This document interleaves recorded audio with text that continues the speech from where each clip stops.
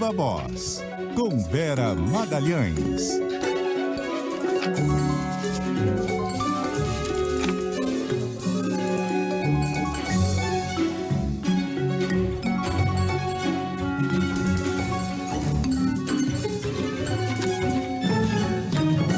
Viva Voz, Vera Magalhães, boa noite. Oi, boa noite, Ricardo, boa noite, Carol, todo mundo que nos ouve e nos assiste. Oi, Vera. O presidente Lula comparou Israel ao Hamas, diz que Israel também comete atos de terrorismo. Qual que é o risco dessa retórica aí neste momento? É grande, né, Bocardi? O presidente da República tem de ser o mais comedido possível com declarações no momento como esse. O Lula tem sido ali muito constante em cometer esse tipo de arrobo retórico que acaba agravando as situações. Já tinha acontecido na guerra da Rússia e da Ucrânia e agora voltou a acontecer. Nos dois casos, ele acaba equiparando a responsabilidade do primeiro agredido com a do agressor. E não que Israel não tenha cometido, e isso não tenha de ser investigado, eventuais crimes de guerra nessa briga, nessa luta, enfim, na guerra com o Hamas. Mas você não pode comparar um Estado democrático, enfim, um Estado constituído, com um grupo terrorista que age há bastante tempo com ações terroristas e que mantém ali um poder sobre um território que é até mesmo questionável do ponto de vista de como ele se mantém no poder. Então, o Lula não precisava fazer isso. O Brasil tem relações com Israel. Essas relações foram importantes, inclusive, para que a gente conseguisse trazer para o país os brasileiros e os seus parentes que chegaram ontem. Tem uma nova leva que vai precisar ser retirada de lá. Isso vai demandar novas negociações que ele mesmo admitiu que foram tensas, que foram cheias de idas e vindas e que dependeram da boa vontade do governo de Israel. Foram palavras também do Lula. Então, como você pode imaginar que você vai contar com a boa vontade quando você chama um Estado de um Estado terrorista? Então, é bastante complicado, as palavras elas têm peso nesse momento, os adjetivos têm peso maior ainda, e o presidente deveria evitar isso, até porque essas caracterizações do que é terrorismo, não é terrorismo, não são simples, o que é genocídio, o que não é genocídio, e o que se tem de buscar é algum tipo de cessar-fogo, algum tipo de acordo para que a gente vislumbre uma paz a médio e longo prazo naquela região, que a gente comece a construir um caminho para voltar a negociação para uma solução de dois estados naquela região. E esse tipo de retórica inflamada não ajuda em nada. E também tem um outro componente, um outro resultado, que é inflamar a oposição interna ao Lula.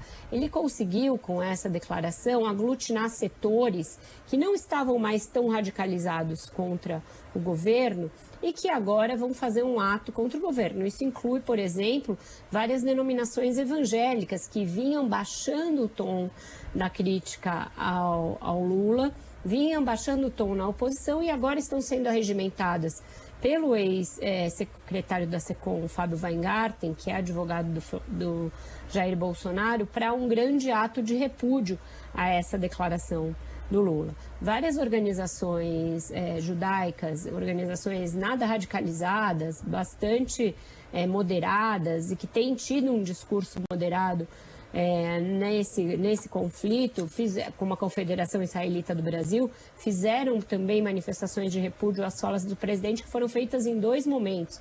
Primeiro ele falou na solenidade em que ele anunciou as mudanças no programa de cotas e depois falou na própria recepção aos que regressaram da faixa de Gaza. Então, é um tipo de conduta que o Lula tem, que ele não consegue evitar, ele acaba falando de improviso nessas situações, ele vai e fala o que dá na telha, e isso causa muitos problemas diplomáticos, e nesse caso vai causar também problemas internos. O Brasil é um dos países que tem uma grande comunidade judaica, uma comunidade judaica que está traumatizada ainda com o ataque de 7 de outubro, que em muitos casos tem também ela sérias restrições ao governo do Benjamin Netanyahu, mas que não vai acabar concordando, e eleitores do Lula, inclusive, eu vi vários deles, vários formadores de opinião da comunidade judaica se manifestando, que são eleitores do Lula e que se sentiram atingidos por essa fala do presidente. Porque o que eles dizem é, o Hamas nega a possibilidade de o Estado de Israel existir.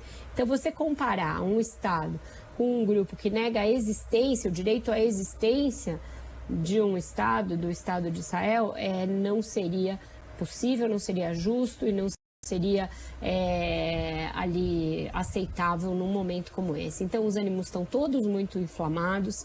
A gente tem visto dos dois lados uma incapacidade de ouvir o outro lado, e o presidente não precisa contribuir para a radicalização do discurso público num momento como esse. Ô Vera, mudando de assunto, aquele caso da dama do tráfico amazonense continua rendendo, né? Já tem até pedidos de impeachment do ministro Flávio Dino por causa disso, também de investigação pelo Ministério Público. Carol, é um outro caso em que uma bola fora do governo acaba jogando água no moinho da oposição, levando água para o moinho da oposição. O Flávio Dino é um alvo preferencial da oposição, como a gente bem sabe. Tem sido assim desde o início do governo, muito pela postura muito assertiva que ele tem. Até vou fazer uma análise dessa situação na minha coluna de amanhã no Globo. Mas esse caso, que foi um descuido grave do Ministério da Justiça, ao não checar as credenciais de pessoas que entram para audiências com autoridades no prédio do Ministério da Justiça, podendo, como aconteceu, ter uma pessoa, uma figura carimbada, ligada ao tráfico, condenada, investigada, posando de ativista de ONG em prol dos direitos humanos, esse tipo de comida de bola acaba favorecendo muito a campanha contra o ministro, seja uma campanha quanto à sua própria capacidade de permanecer no cargo e conduzir um plano de segurança, seja a possibilidade dele ser indicado ao Supremo Tribunal Federal. Então, o que a gente viu aí ao longo do dia de hoje foi o protocolo de mais um pedido de impeachment contra o ministro Flávio Dino, com a assinatura de 45 deputados, sendo 12 deles filiados a partidos da base, que somados detêm 10 ministérios. Então, para ver que a antipatia em relação ao Flávio Dino, ela é meio multipartidária, e eu vou dizer, nesse abaixo-assinado aí só não tem nenhum signatário do PT, porque eles não querem dar na cara o que eles falam do Flávio Dino em privado, porque na verdade, qualquer vez que você converse, as críticas mais mordazes ao ministro da Justiça partem de filiados ao PT.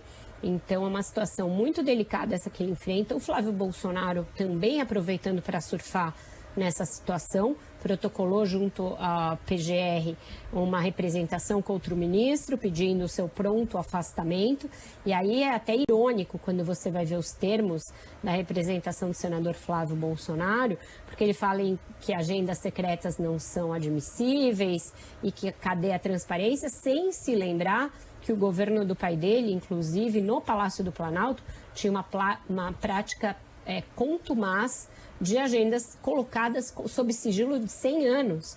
É diferente até de você não dizer quem é a pessoa que participou de uma audiência, você deliberadamente colocar sob sigilo de 100 anos uma agenda para que a opinião pública e a imprensa não saibam da existência dela.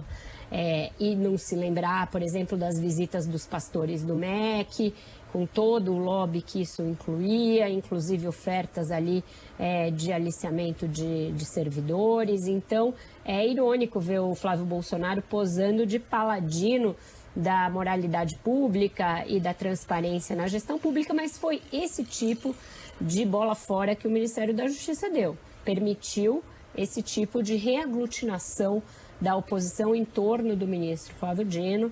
E esse é um movimento forte, é um movimento que chega ao Senado para além das hostes bolsonaristas, conta com ali uma certa simpatia velada do presidente da Comissão de Constituição e Justiça, Davi Alcolumbre, que não é simpatizante da ideia do Dino no Supremo e já deu a entender que ele pode sofrer um boicote lá na CCJ, caso seja mesmo indicado pelo Lula. Então, tudo isso contribui para desgastar a imagem do ministro e baixar a cotação dele nessa bolsa de apostas de quem vai ser o indicado do Lula para o Supremo.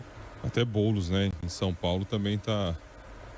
Guilherme Boulos também tá respondendo essa questão aqui, isso no ambiente político aqui em São Paulo. É porque ele se encontrou com essa senhora, mas nos corredores da Câmara. O Bocardi, eu acho que é uma coisa de contextos diferentes e até de gravidades diferentes, porque ele está ali no Salão Verde da Câmara e é abordado por muita gente. A peneira, o controle possível de se fazer nesse caso é bem menor do que na agenda de um ministério. Não é que ela foi ao gabinete dele e foi atendida por ele lá. Se encontrou com ele no Salão Verde da Câmara, que é algo difícil de você triar. Ô Vera, falando de economia, Bolsa fechou em alta, o dólar numa queda significativa hoje. Um cenário aí de euforia, né, em relação aos Estados Unidos. E por que esse otimismo aqui vai na mesma linha, hein? Pois é, eu acho que aqui no Brasil os efeitos do otimismo são muito com esse cenário externo, Bocardi, porque em relação ao cenário doméstico ainda tem muitas incertezas no caminho. Se o Brasil desse sinais, se o Lula desse sinais de manutenção da meta fiscal e de compromisso com isso, a gente poderia surfar até mais nessa onda de otimismo com o cenário dos Estados Unidos. O que aconteceu? A inflação de outubro lá veio abaixo do esperado, da mediana esperada, mostrou uma estabilidade em relação ao mês anterior, que tinha sido de leve alta, e isso leva a uma expectativa de que no ano que vem o Fed, que é o Banco Central norte-americano, comece uma queda dos juros lá. Os juros lá são infinitamente menores que os praticados aqui, mas ainda assim estão em patamares altos para o que é o histórico lá dos Estados Unidos. Então, essa euforia com provavelmente o fim do ciclo de alta de juros nos Estados Unidos se refletiu fortemente aqui. A Bolsa fechou no melhor resultado desde 2021, em 2 anos, e o dólar chegou a ser cotado a um patamar abaixo de 5. Eu não cheguei a ver se ele fechou nessa cotação abaixo de 5, mas essa euforia muito ligada ao mercado externo. O que está acontecendo aqui, né, no fronte doméstico? O Lula fez uma reunião hoje com o Haddad, o Rui Costa, o Padilha, a Simone, para discutir essa questão da meta de superávit ou déficit no ano que vem, né, o déficit zero. E, por enquanto, não bateu o martelo, mas ele começou a ouvir os argumentos vindos do ministro da Fazenda, no sentido de que é melhor não mexer na meta, deixar ela lá na LDO da maneira como ela está, não usar esse prazo até sexta-feira que foi dado pelo Rodrigo Pacheco para se fazer uma alteração, deixar o projeto como está, votar a LDO dessa maneira e com isso sinalizar uma real intenção do governo de cumprir uma meta fiscal. E aí, se for o caso, tem 2 oportunidades para mexer. Na votação do orçamento, que é um pouco mais lá na frente, e aí se poderia mexer caso o governo perceba que alguns dos seus projetos de aumento de arrecadação não vão ser aprovados pelo Congresso, ou que o Congresso vai cobrar muito caro para aprovar esses projetos. E lá na frente, já no ano que vem, no primeiro relatório trimestral de atividade, caso a arrecadação não esteja performando como o governo imagina, aí sim se mandar uma mensagem ao Congresso dizendo que o governo não vai conseguir cumprir a meta e propondo um ajuste nessa meta. Então essa é a defesa que o Haddad está apresentando. Apresentou nessa reunião, começou a ser ouvido, mas a gente não sabe como essa correlação de forças dentro do governo vai atuar sobre o Lula para que ele bata o martelo. Isso ficou combinado que vai ser logo depois do feriado, que na quinta-feira o governo anuncia o que fará, e aí até sexta, deputados têm chance de apresentar emendas à LDO para que ela seja votada aí nas próximas semanas. Só rapidinho, o dólar fechou a 4,86, menor valor desde setembro. É isso.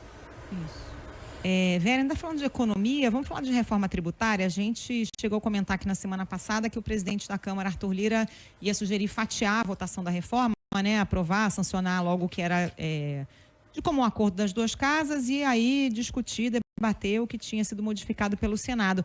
Mas os técnicos da Câmara agora recomendam não fazer esse fatiamento. Como é que vai ser a discussão, então?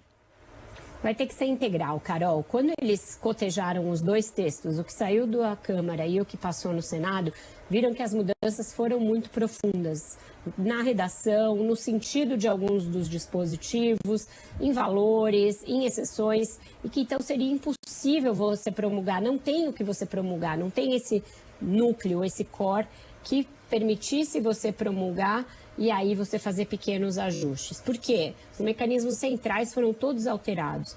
Aquele Conselho Federativo que arrecada o imposto sobre bens e serviços e depois se distribui aos estados, ganhou outra conformidade no Senado. Ele deixou de ser algo formado paritariamente ali e todo um salamaleque que tinha na Câmara e passou a ser só um órgão técnico sem muitas atribuições. Da mesma maneira, o Fundo de Desenvolvimento Regional, que é um grande mecanismo de compensação para estados que vão perder a guerra fiscal, ele foi bastante alterado, o valor dele foi muito acrescido. As exceções formam quase uma outra lista dentro das alíquotas, então não seria possível fazer isso. Eles foram advertidos de que isso poderia gerar inconstitucionalidade, inclusive, e aí a ideia é votar integralmente. E agora, para isso, vai depender da força do Arthur Lira, aquele momento em que o Arthur Lira coloca o turbo em algum projeto e ele vai adiante. Isso a gente viu acontecer ao longo do ano inteiro. Ele decide que é hora de votar e que ele quer aquilo para o currículo dele e ele leva adiante. Eu acredito que ele fará isso, porque a reforma tributária foi o projeto que ele puxou para si, para ser o paladino de uma reforma que ficou décadas parada e que finalmente vai sair. E tem um peso simbólico para ele que ela seja promulgada ainda em 2023. Então ele vai colocar fogo no relator, Aguinaldo Ribeiro, ele vai colocar fogo nos partidos, ele vai tentar diminuir ao máximo a possibilidade de novos lobbies atuarem para novas exceções e para outras mudanças, para que não tenha que voltar ainda para o Senado e para que ela possa ser promulgada esse ano. Eu apostaria que o turbo Arthur Lira vai começar a atuar assim que o texto final chegar na Câmara, porque tem isso, ainda não chegou também oficialmente o texto com todas as mudanças de plenário, não chegou à Câmara. A música qual é, então? Pois é, hoje é o show da Alanis Morissette no Allianz. Ela vem ao Brasil depois de muitos anos e faz um show de aniversário, um aniversário já atrasado do disco mais icônico dela,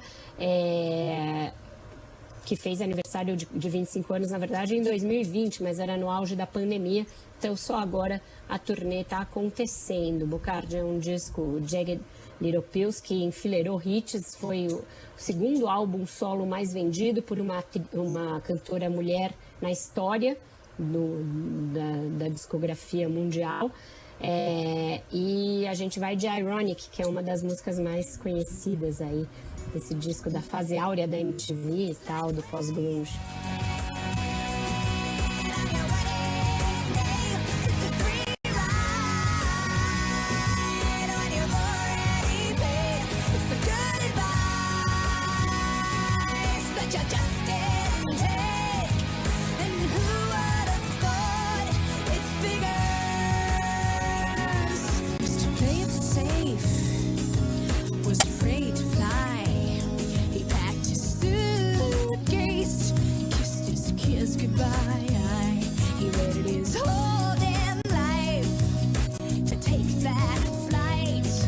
Muito bom, né?